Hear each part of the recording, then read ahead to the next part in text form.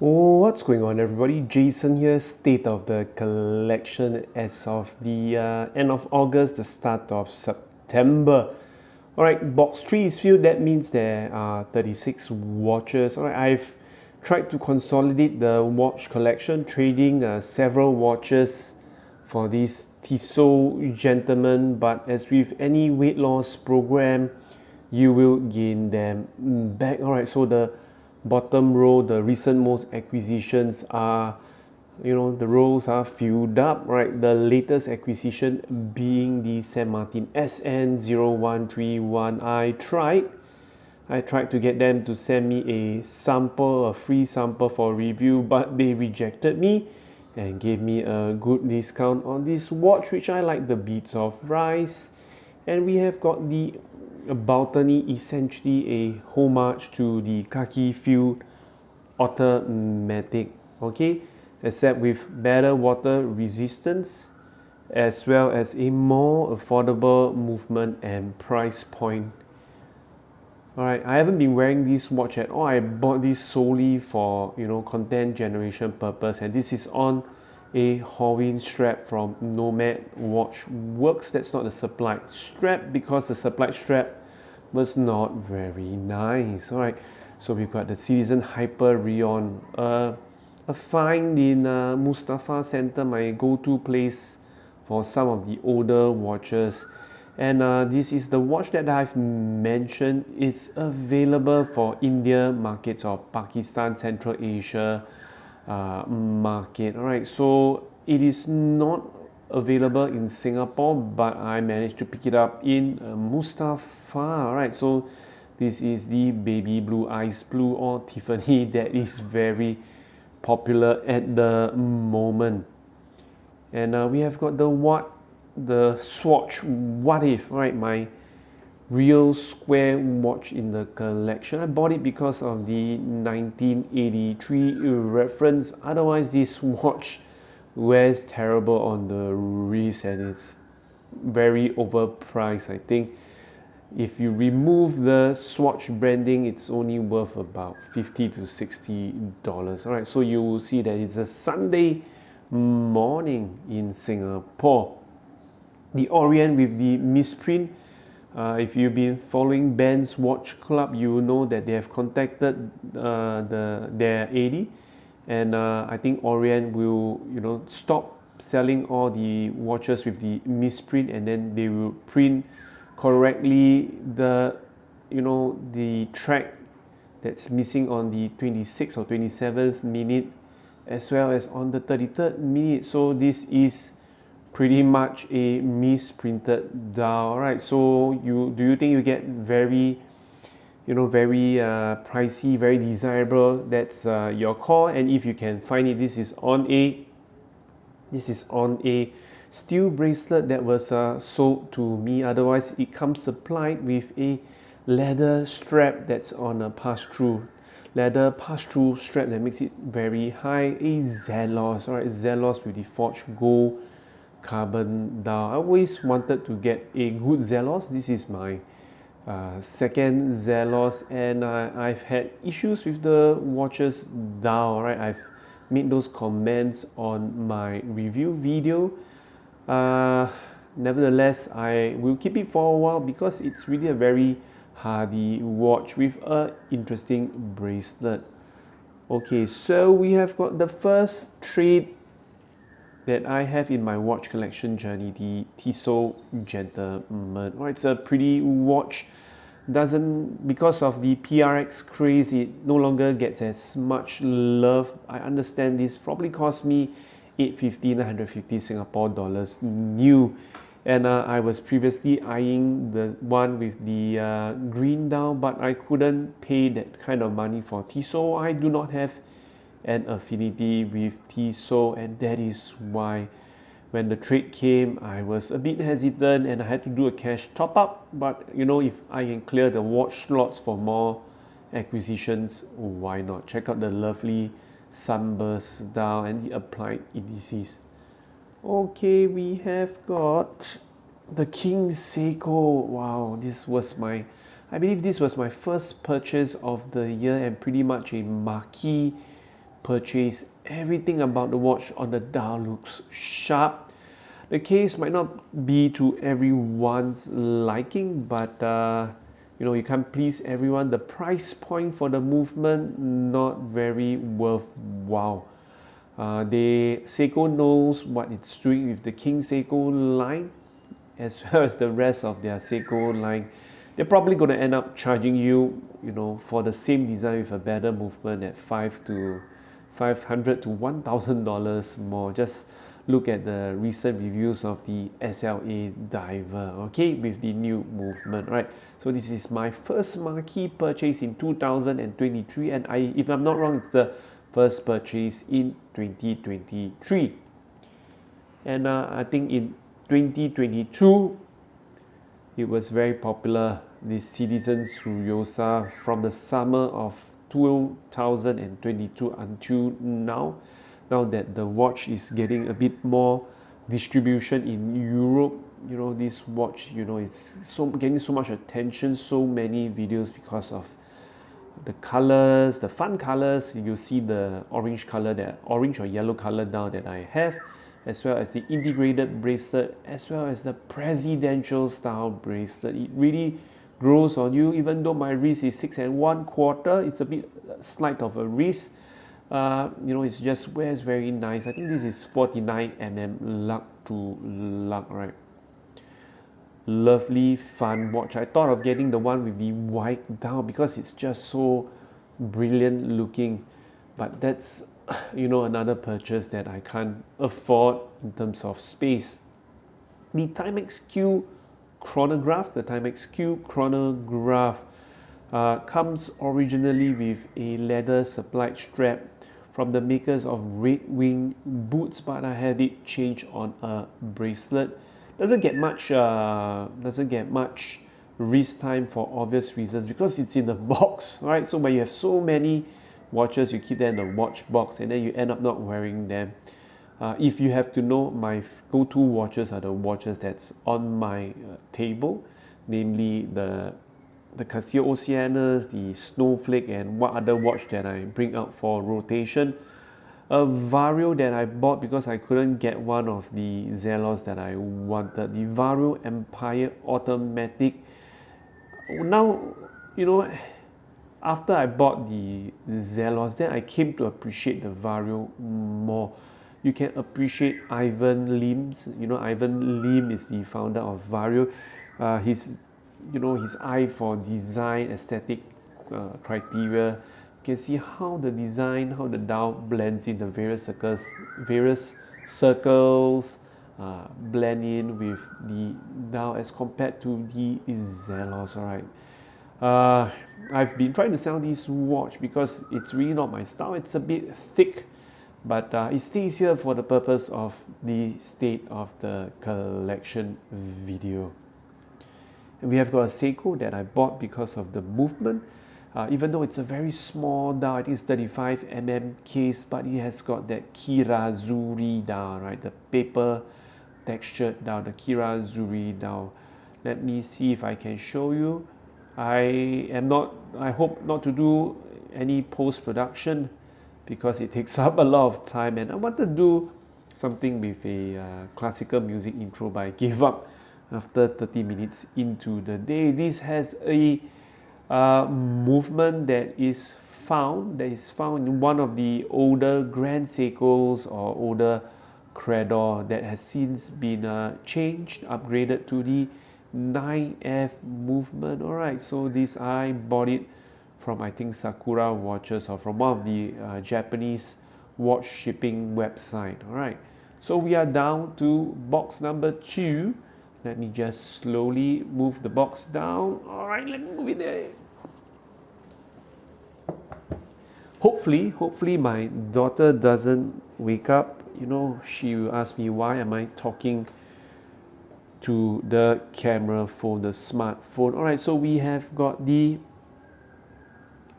SSK, the Super Seiko 5 GMT, the new GMT movement in the Seiko 5.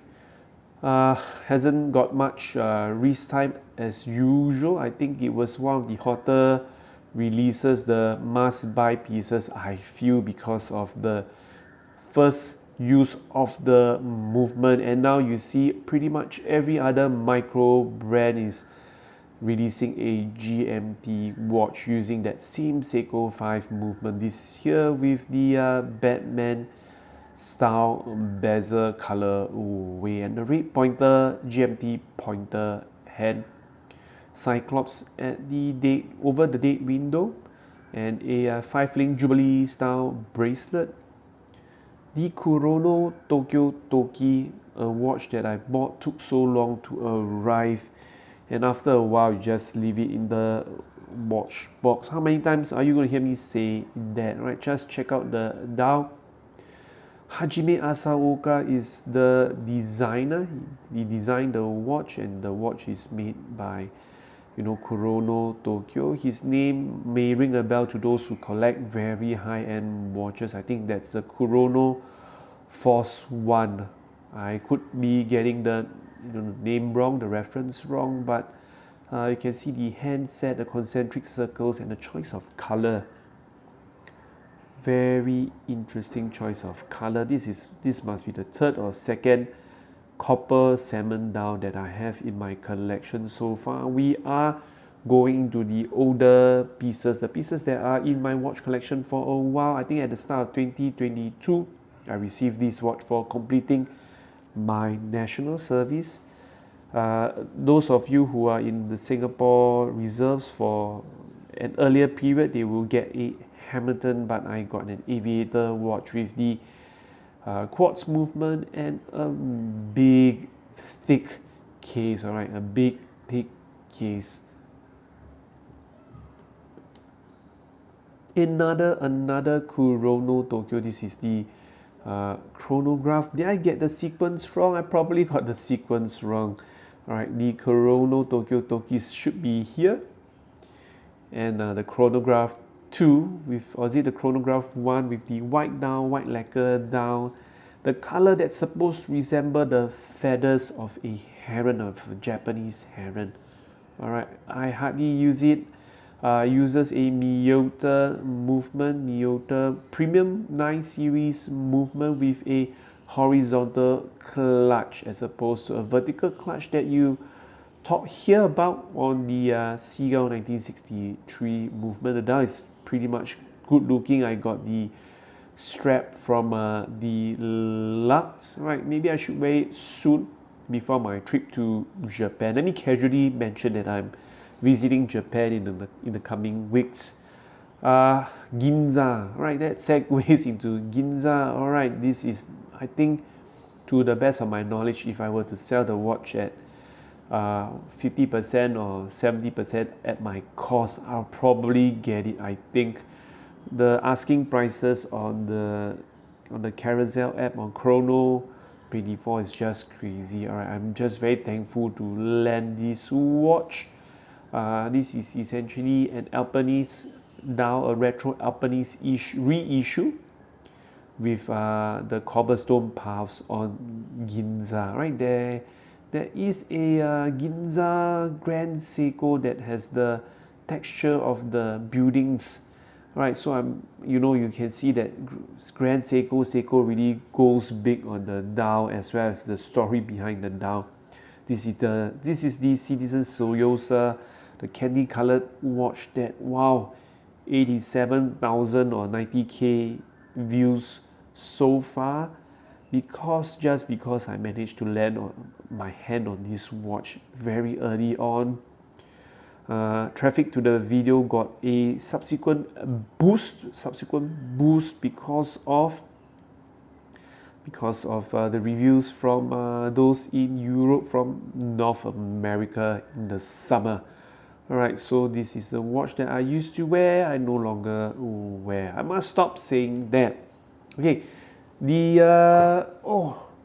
fastest finger first, PRS 25, the Everest.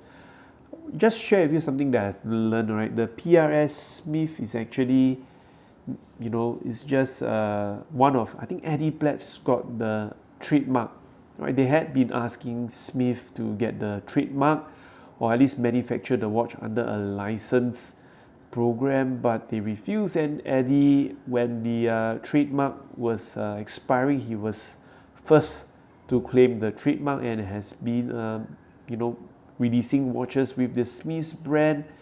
Fair play to him though, right? Fair play to him though. Otherwise, Smiths, the original Smiths, wouldn't be making any timepieces at all, right? So this is the Smiths logo at the on the buckle.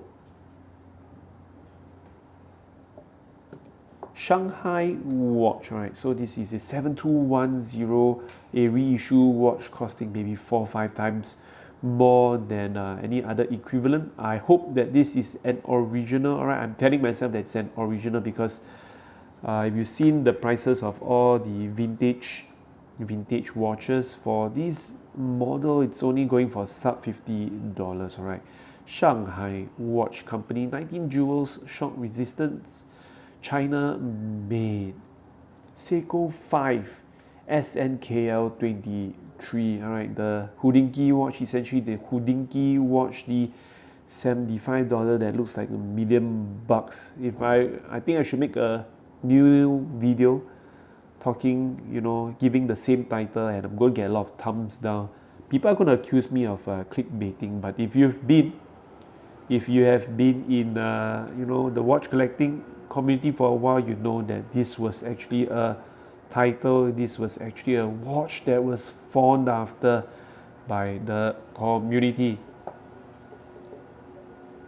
The Oceanus, all right, the Casio Oceanus. I think this is the T200, not the, or is it the S100? I am getting the references mixed up. Let me just check on the back. All right, so which one is this? Can you see?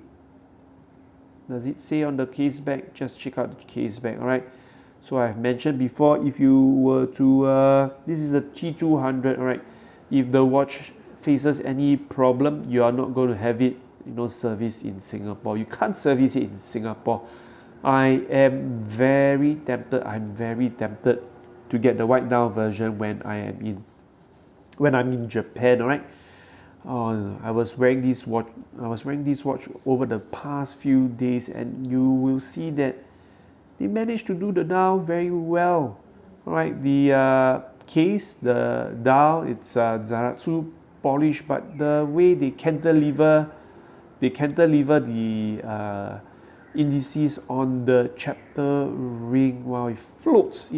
Even the Citizen Echo Drive has this stunning effect because of the choice of color, but why doesn't anyone else do this? All right, so it's been there for a while. The T200, I think the Citizen Echo Drives that I once have, the Blue Diver, you know, the technique is just, you know, something to be, transferred to the micro brand community, but they have not yet done something like this.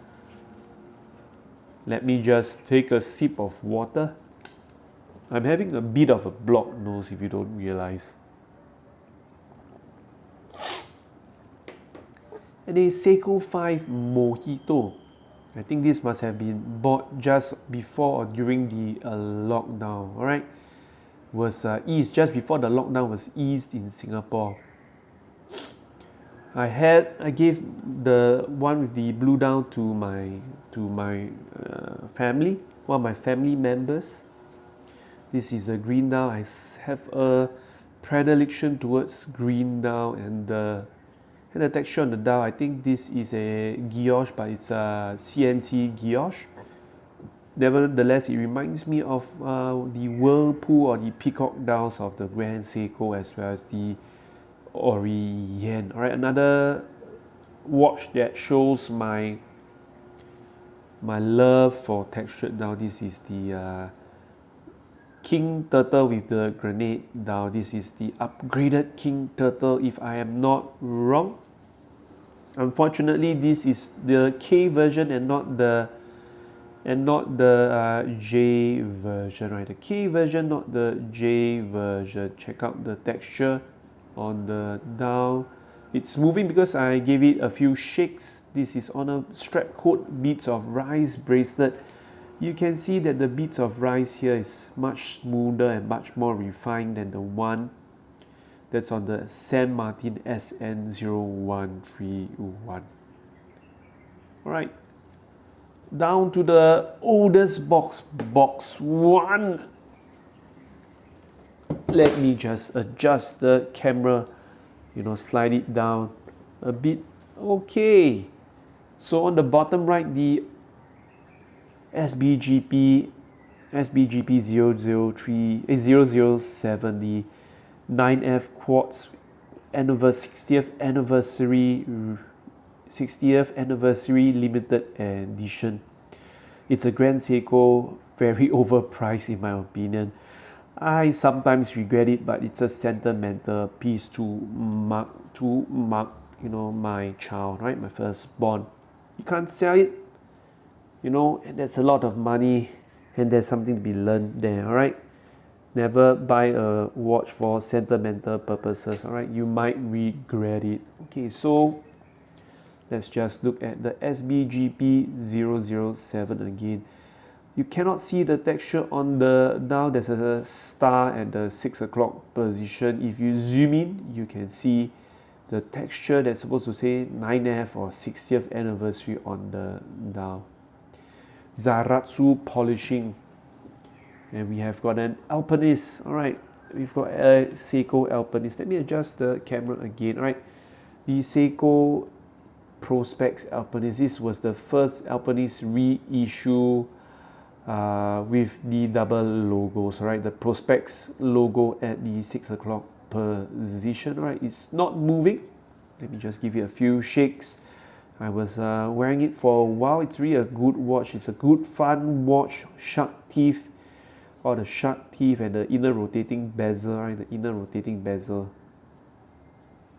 and the Mercedes hands. Okay, let's look at the dial.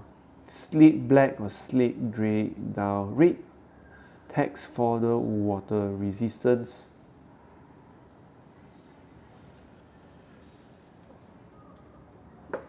Oh, another Grand Seiko. I bought it for my 36th birthday. I don't regret it, but I am concerned that I am bashing the watch up unnecessarily, as you can see by the scars on the bezel, right? It's a pretty watch. You're buying it for the spring drive, the iconic snowflake texture, but I've just battered up this watch. They have got the exact same watch with the 5-day power reserve spring drive, costing maybe $1,000 or $2,000 more. I could be wrong, but this is a good and iconic watch. I would say the most iconic watch in my collection. Okay, it's no doubt a luxury piece, more than almost 7,000 Singapore dollars. But I get to wear it often. I get to wear it and beat it up with no regrets, right? No regrets. Okay, except for maybe the first scratch. It's a bit big, but because it's constructed of titanium, it wears very light. And we have got a Longines that I bought to mark my promotion at work. Right, the Longines flagship heritage. They have now got one with the moon face. Alright, I'm drawn to Longines because previously, when I was younger, my father actually had a Longines. I took it to wear it to school. I left it in school and it was no longer found. Alright, I doubt I would have ever found it even if I asked around. Right, there were probably someone going around in the class nicking things from the table. Right, the Longines heritage flagship. Let's show you the flagship at the back. So many flags. Right, the movement. This is one of my first Swiss pieces. Of course.